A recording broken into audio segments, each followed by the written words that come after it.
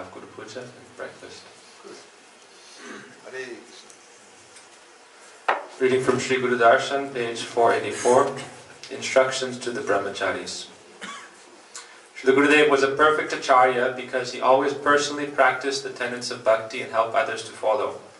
Seeing anyone endeavor to practice bhakti, he would become very pleased, and his pleasure is the pleasure of God himself. In case of Gaudiya Math, Srila Gurudeva gave class to the Brahmacharis on different subjects between 4 and 6 p.m. Gurudev strove to make the Brahmacharis strong in their devotion, and to this end he gave practical instructions on how to follow bhakti in daily life. So this section describes different instructions by Srila Gurudev on various subjects, such as self-surrender, pitfalls in the life of bhakti, the arms of Maya, transcending time, mantra and seva, archan, the first priority, bhojan, bhajan and shayan. I'll give whatever you desire, with love or by force, jostling for position, seva kata, and maybe that's it, I don't know. It's quite a wealth of divine knowledge presented here. Let's read this part about transcending time. During his classes, this is on page 488 if anyone has the book. During his classes, Srila Gurudev sometimes recalled his past interactions with the Acharya Keshari and how his spiritual master instructed him when he was a brahmachari first living in the mud. I once asked Guru Maharaj, Gurudev said, how can one attain perfect realization of the conception of the Goswamis and their literature? Guru Maharaj replied, the Guru Varga is eternal, and their speech is likewise eternal. Neither can be touched by the effect of time. The three features of material time, past, present, and future, are the very form of death, grasping us all. Therefore, only when one goes beyond the influence of material time can he progress to the realm of God, where he will meet with the divine personalities and perfectly realize their immortal conceptions. You must transcend all relation with the mundane world and its conclusions, as well as all consideration of another's offering of honor or disrespect. Also, if someone has merely accepted the dress of a sadhu, yet engages in frivolous activities, not endeavoring for objects beyond the effect of time, then association with such a person is greatly detrimental to one's sadhana. This unfavorable association must be rejected by sincere practitioners. So Gurudev tells the story that he tells a few examples. So he says, knowing the method to cross beyond the grasp of material time is the topmost learning. Otherwise, one's life will certainly be lost in vain. Realizing the effect of time, Grandsire Bhishma firmly situated himself in knowledge of the supreme truth. And then he tells the story of the Mahabharata, how Bhishma lay on the bed of arrows, but because he was always thinking only of Sri Krishna, when he gave up his body, he attained Sri Krishna's eternal abode. So he said, when we are in sadhu sangha or saintly association, we should endeavor to develop pure love for God, Krishna. And only by doing thus can one cross beyond the force of Maya.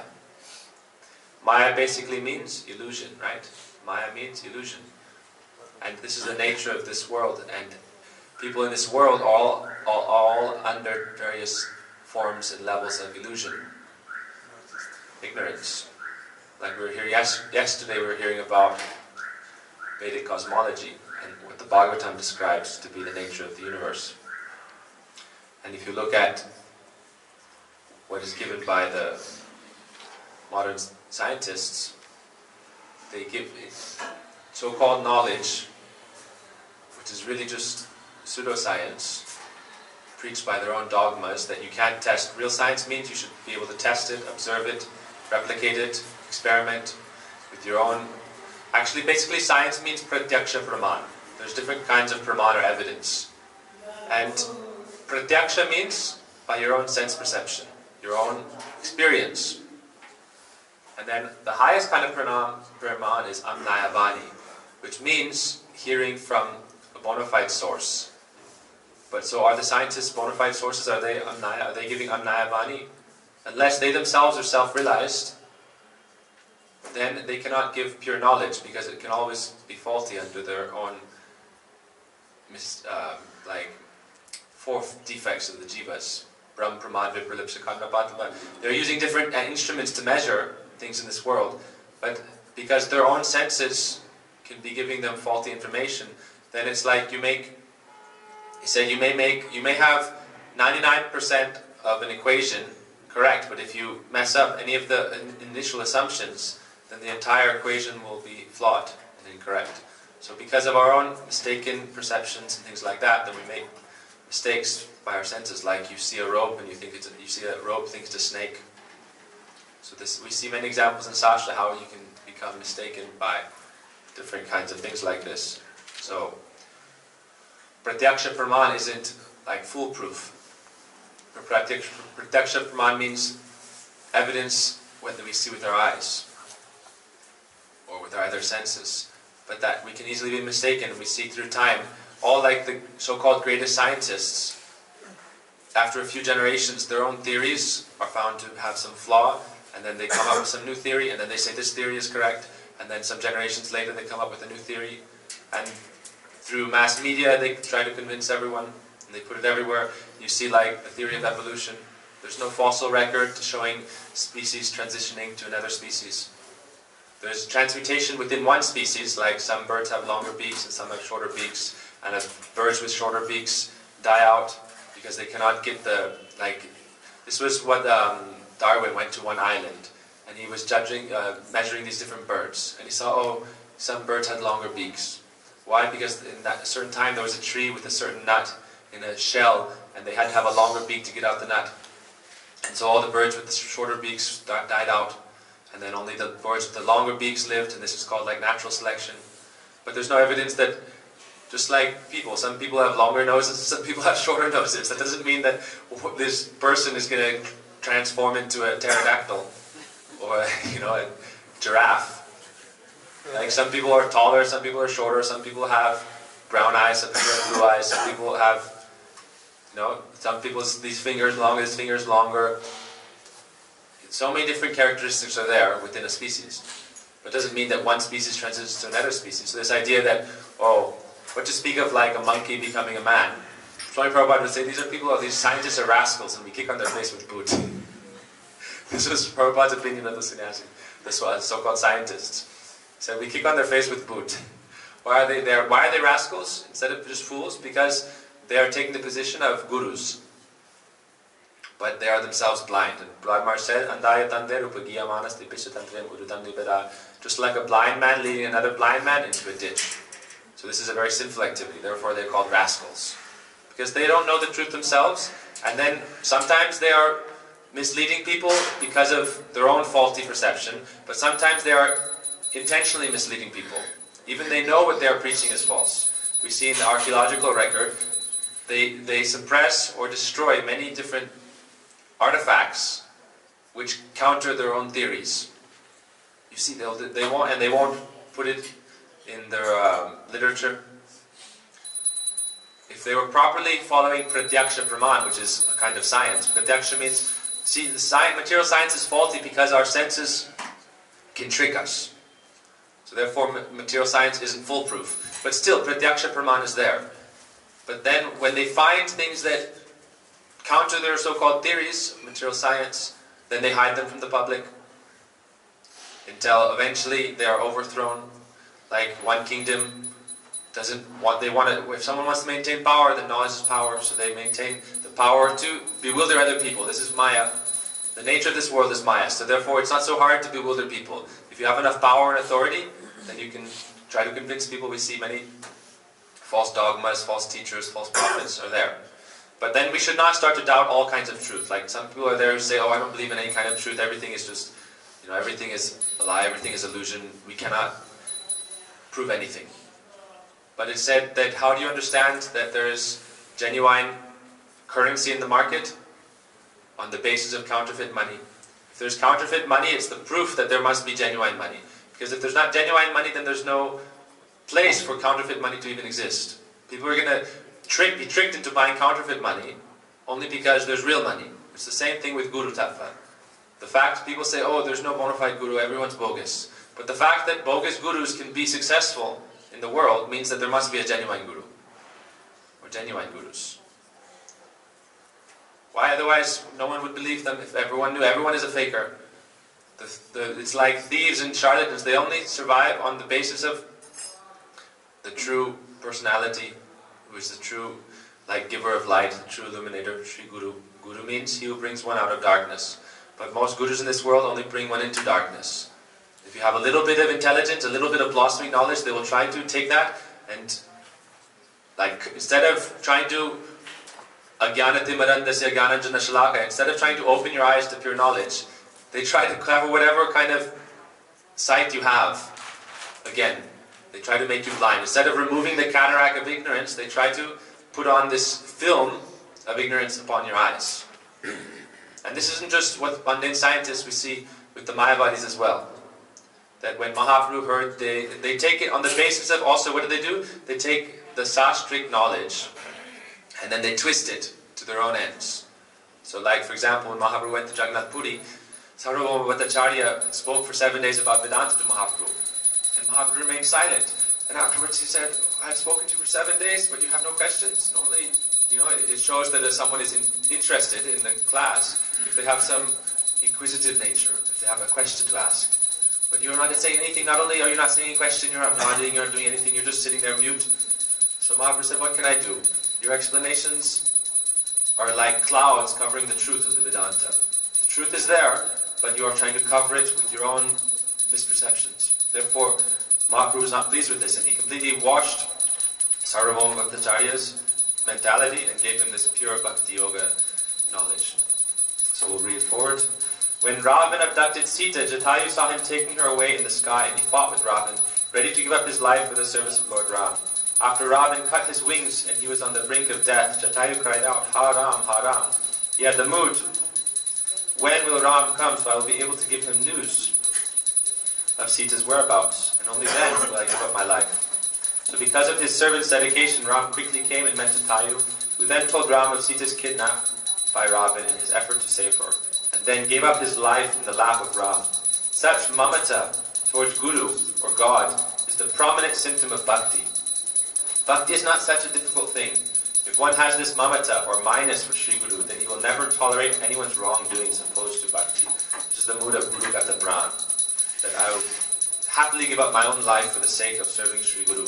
We see this in the example of Sri Gurudeva, who, when the danger came to Bhaktisanta Prabhupada and the different Smarta Gosais and Babajis who were very antagonistic to Prabhupada, started to throw bricks and glass bottles at the Prikrama, thousands of people, thinking that they could cause a disarray and then go and find and locate Prabhupada and anyhow kill Prabhupada, because he was preaching so powerfully. This is the nature of, Gurudeva writes in his article, when you start to speak the unblemished truth, then naturally people in this world who have become entrenched in positions of power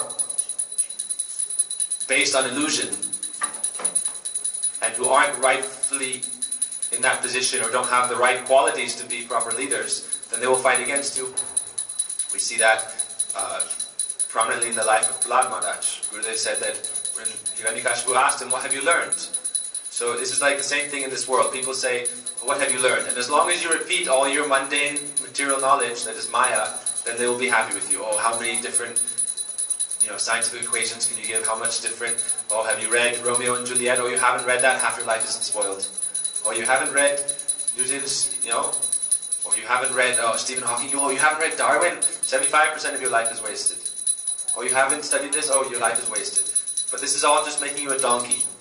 Bhaktivinoda Thakur said, Jada vidya jata maya rai vai bhav jivana banaike ghara. All this material knowledge is just making you into a donkey. But we think, oh, I go to school and I haven't learned enough material knowledge, I haven't become a big enough donkey. Oh, I haven't gone to university, so I'm just a small donkey, people won't respect me so much. Why? Because if you are living in a world of donkeys, then the biggest donkey will be the most respected.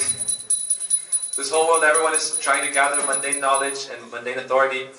And so it's like, how big of a donkey can I become? Like, we want to be the biggest donkey in the Taliban forest of this world. Because then we can enjoy everyone and take the best wine. Purity tells the story that, what is the nature of the demons? They will take nice things and make them into polluted things. Like Taliban, you take this very nice tal gur, and you can make the most amazing preparations with it. Purity makes like pakoras, cakes, sweets, and it's very sweet and tasty. But they don't use this for nice sattvic things and for prasad. Instead, they ferment it and turn it into alcohol, and then they drink that and become intoxicated in Maya. And why do they like alcohol and these intoxicants so much? Because this dulls your senses, then you become more Jad. They don't want to become Chaitanya, conscious. They don't want to become Krishna conscious. They don't want to develop Krishna Chaitanya, Krishna consciousness. So they will take things that make them more and more Jad, or inert, or dead, like dull matter. So they like these things. And then, who's the biggest donkey in the forest? Dhenukasura, and he's ruling over all the other donkeys. So mundane knowledge, the more we develop this mundane knowledge, the bigger donkeys we become. Then, I need to go to college, then I need to go to university, then I need to get PhD, then doctorate of literature, then I need to become the guru of so many other donkeys. Donkey guru. Bhaktivinoda Thakur said, this is mundane knowledge, just makes you into a donkey. Jada vidya maya, jada vidya jata maya rai vaibhav. This is just the opulence of maya, illusion. Like when you go to a carnival, you see so many different lights and displays, and like magic performances, but it's all sleight of hand. It's all cheating, tricking. But then everyone follows it, because then if you go against the herd, people are like, who are like sheep. If you go against the mob mentality, then they'll turn against you and try to devour you. It's said that, we'll stop here, Gurudeva tells a story, and Purity tells a story also, that once there was the big carnival, and it was like a traveling festival. They went from city to city, from country to country, doing a big, like, carnival. And so what was the carnival like? What did they do? They would have a huge tent, like 5-10 acre tent, with one entrance in the coming in and one entrance going out. And they had many people to collect the tickets on one side, and on the outside also to talk to people. And then they had, like, outside that they had food stalls, you can buy balloons, you can buy lots of stuff around the tent. Snacks, So then you buy your ticket, then you go inside the tent, and then there's like a dark area, you have to walk through a corridor. And take one person at a time. So then you go along the corridor, and then you come into like an area in the middle, and they have one person sitting at a table. And they make you sit down in a chair, across from the person at the table, and he looks at you, and then he gives you one big slap. And then you're like, the person's like shocked, what is this? Then he gives you another slap, the other side. And then he takes them, sends them off. He said, go out. And then they have 2 or 3 guards, and they take them out, and then they send them out, and they have to go to another corridor outside. And they say, if you tell anybody, then we know who you are, we know where you live, we'll find you. And also, there's two kinds of psychology with this. One is that if you've been cheated, then you don't want to, it shows your own weakness, that you are easily fooled, So you come out the other side, if you tell other people, I was cheated, then you just look at you, you're a fool. And then the other side is, people have this nature of like, envy towards others. So it happened to me, it should happen to you also. I was tricked, you can be tricked also. So then you come outside the other side, and then you start telling, like, anyone you don't like, or you start telling other people, you should go inside, you should buy this ticket. Then you start preaching about this. Anyone you don't like, go to that carnival. So this is like material life. We work so hard to get to this point of so-called happiness. I'll be happy, I'll be happy, I'll be happy. And day and night we're working like a donkey. Do we ever reach that day where we're happy and satisfied fully? And then we tell everyone else, follow me, follow me. Purity said this is like so-called family tradition. Oh son, you have to do what I did. And I did what my father did. He did what my father did, his great-grandfather did. And we've all been following this tradition for countless generations. And what is that? You get birth, you're born, and then you start to study and learn something, and then you become a worker in this world, like a donkey, working day and night to satisfy your material desires, but instead, like, you're always being kicked by the back legs of a she-donkey. Gurudeva gives this example also. Day and night you're working just for a little bit of pleasure. And this is Maya. We're trying to acquire Maya, to enjoy Maya, but ultimately, Maya is kicking us in the face. And this is like the story of Ravan trying to steal Sita. Did Ravan become happy trying to steal Sita? Trying to steal Bhagavan Shakti? You try to enjoy Bhagavan Shakti, and ultimately it only causes yourself great trouble. Ultimately you will suffer from this. Trying to enjoy and exploit Krishna's Shakti. Therefore it said, Kamanira Kam Nahi Tabadam Tahara Malik Kevala Yadav. Trying to satisfy the desires of materialistic people is not your pursuit, not your activity. Therefore become a sadhu. It said, Kamanira Kam Nahi Tabadam. Satisfying the desires of people in this world is not our pursuit. It's not our purpose in life. Instead, this is only done by Krishna. So serve Sri Krishna, serve the root of the tree, and then everything will be bountiful and successful. Your life will be fully successful. And then, but how can you do that? First you have to enter into real self-knowledge, Atma-Gyan. And therefore we take shelter of Guru, and then we can learn Krishna Tattva, Bhakti Tattva, Bhagavat Tattva, Maya Tattva, Jeev Tattva.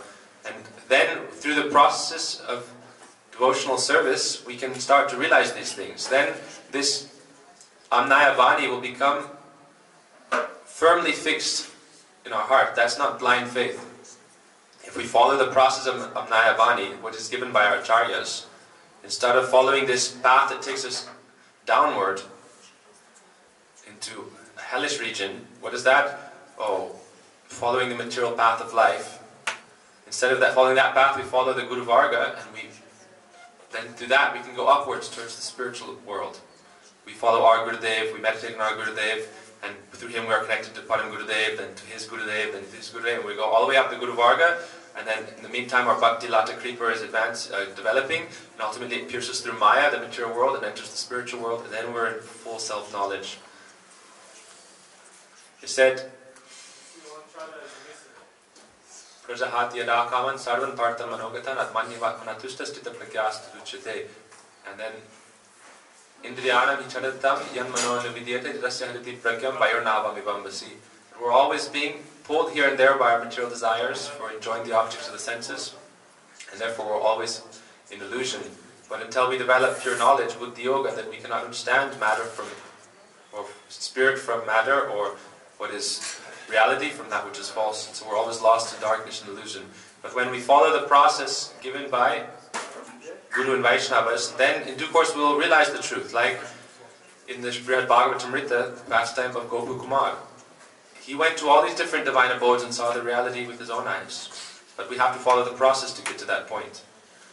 And one of the initial steps in that process is following Krishna's instruction in the Gita. Yadate moha kalilam buddhir vyatita risthiti daragantas nirvedam shrotajasya shutasya cha. A symptom of someone who is in steady intelligence, or sthita pragya, is that they give up all attachment to that which has been heard, or that which is being propagated in this world, which is under the category of material knowledge. They lose attachment to all these things. They are completely indifferent. Means yadate moha kalilam buddhir vyatita risthiti. When the mind and intelligence passes through the forest of illusion, moha kalilam, which is like a prison. Moha kalila means like a jailhouse of moha, bewildering attachments in this world. And when your intelligence crosses out of that forest, tadagantasi nirvidyam, at that point you will become completely disinterested to tadagantasi nirvidyam shrotavasya shutasya cha. All that has been heard or spoken, or will be heard or spoken in this world by these blind men and blind teachers. We have no faith in these kind of things and not want to hear it at all. Bhaktivinoda Thakur says, May I sit in Godrum Dham, always performing Gaur Bhajan, and through that entering into Radha Krishna's Bhajan, simultaneously worshipping Gauranga Mahaprabhu and Radha Krishna, and may the sounds of samsara never enter my ears. It says that those people who are always collecting material knowledge, their ears are like holes for snakes to enter within and devour them. These ears are not like ears for collecting good sounds. When we're only collecting mundane knowledge through our ears, through our eyes, then these senses, these orifices, become like welcoming pits for the snake of death to enter within and devour us. It's like we are living inside this body, and we have these upper senses, right? The two eyes, the two nostrils, the mouth, the ears. 1, 3, 5, 7. And through these we are collecting knowledge. But if we use these for collecting material knowledge, then our eyes and senses just become like holes, snake holes, where the snakes enter within and devour us from inside. Instead, if we use these for developing and collecting spiritual knowledge, then then they become illuminated. It says in the Bhagavad Gita, the senses and their orifices also become illuminated with divine knowledge. As we develop, we see, then you develop like a jyoti, an effulgence. So, it is described that Ayur Harati Vaipungsam, this is in that other verse in the Guru Darshan, Ayur Harati Vaipungsam Uddanastan Triyona. So, by the rising and setting of the sun and moon, the lifespan of the living entities is taken away. But for those who are engaged in always hearing Harikatha, then time can never touch them. They become transcendental. So this is how we can transcend material time.